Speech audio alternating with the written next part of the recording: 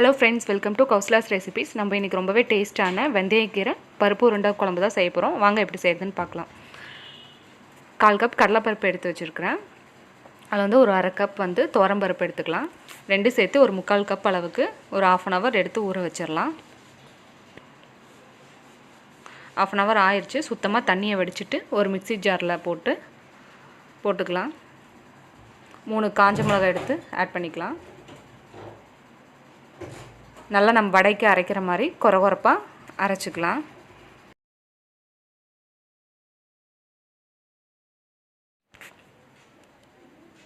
இந்த மாதிரி கொரகொரப்பாக அரைச்சி எடுத்துக்கோங்க. இதில் வந்து ஒரு 1/2 கைப்பிடி அளவுக்கு வெந்தயக்கீரை வந்து கொஞ்சம் சேர்த்திக்கலாம். நான் வந்து வெந்தயக்கீரை ஆட் பண்ணுறத வந்து வீடியோ எடுக்க மறந்துட்டேன். இப்போ பாருங்கள், இதில் ஆட் பண்ணிக்கலாம்.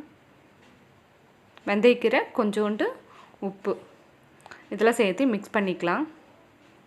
இப்போ மிக்ஸ் பண்ணியாச்சு. இது வந்து சின்ன சின்ன உருண்டையாக பிடிச்சி நம்ம இட்லி பாத்திரத்தில் ஒரு 10 நிமிஷம் ஸ்டீமில் வேக வச்சு எடுத்துக்கலாம். இந்த அளவுக்கு சின்ன சின்ன உருண்டைகளாக பிடிச்சி வேக வச்சுக்கலாம். நம்ம இப்படி வேக வச்சு குழம்புல சேர்த்தும் போது உடையாமல், அப்போ தான் நல்லா உடையாமல் இருக்கும். நம்ம அப்படியே உருண்டையாகவும் சேர்த்துக்கலாம். ஏன்னா சம்டைம்ஸ் வந்து அது நல்லா உதிரியாக உடஞ்சி வந்துடும், குழம்போட மிக்ஸ் ஆகிடும். இந்த மாதிரி வேக வச்சு சேர்த்துட்டோம்னா நமக்கு வந்து நல்லாயிருக்கும். குழம்பு உடையாமல் சாப்பிட்றதுக்கு நல்லாயிருக்கும். ஒரு கடாயில் கொஞ்சம் கடலெண்ணெய், கொஞ்சம் நல்லெண்ணெய் ரெண்டும் மிக்ஸ் பண்ணி ஊற்றிருக்கேன். எண்ணெய் காஞ்சதுக்கப்புறம் கொஞ்சம் கடுகு, ஒரு 1/4 டீஸ்பூன் வெந்தயம். கடுகு பொரிஞ்சதுக்கப்புறம் வெந்தயம் ஆட் பண்ணிக்கலாம்.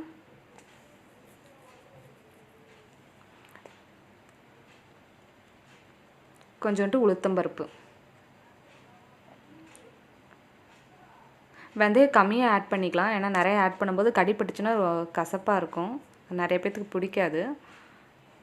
சும்மா ஒரு ஃப்ளேவருக்காக மட்டும் வெந்தயத்தை ஆட் பண்ணி தாளிச்சிக்கலாம். ஒரு 10-15 சின்ன வெங்காயத்தை பொடியாக கட் பண்ணி வச்சுருக்கேன், அதில் இதில் ஆட் பண்ணிக்கலாம். 2 பல் பூண்டு எல்லாத்தையும் இதை பொடியாக கட் பண்ணி தாளித்து விட்டுறலாம்.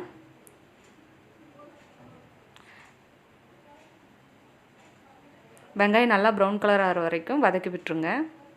வெங்காயம் நல்லா வதங்கினதுக்கப்புறம் ஒரு பெரிய தக்காளியை வந்து பொடியாக கட் பண்ணி இதில் ஆட் பண்ணிக்கலாம்.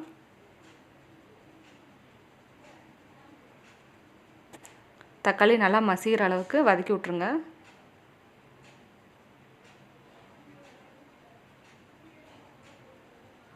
வெங்காய தக்காளியெல்லாம் நல்லா வதங்கிருச்சு.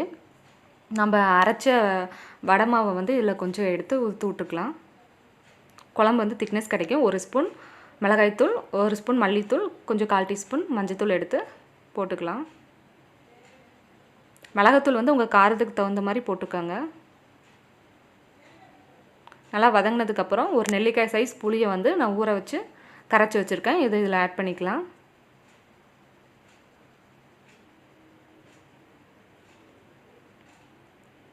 நம்ம கிரேவி எந்த அளவுக்கு வேணுமோ அந்த அளவுக்கு கொஞ்சம் தண்ணி மிக்ஸ் பண்ணிக்கலாம். தேவையான அளவு உப்பு சேர்த்திக்கோங்க.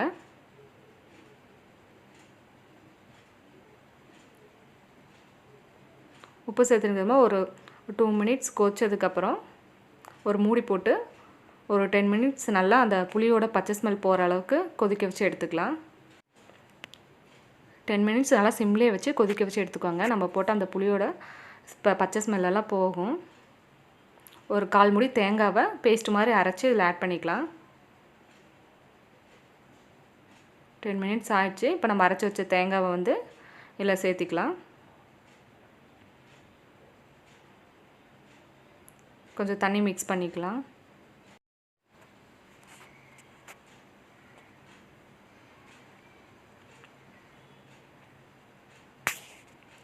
நல்லா ஒரு கொதி வந்ததுக்கப்புறம் மூடி போட்டு நம்ம குழம்பு கொஞ்சம் திக்காகிற வரைக்கும் மறுபடியும் ஒரு 5 மினிட்ஸ் வந்து நல்லா கொதிக்க வச்சு எடுத்துக்கலாம்.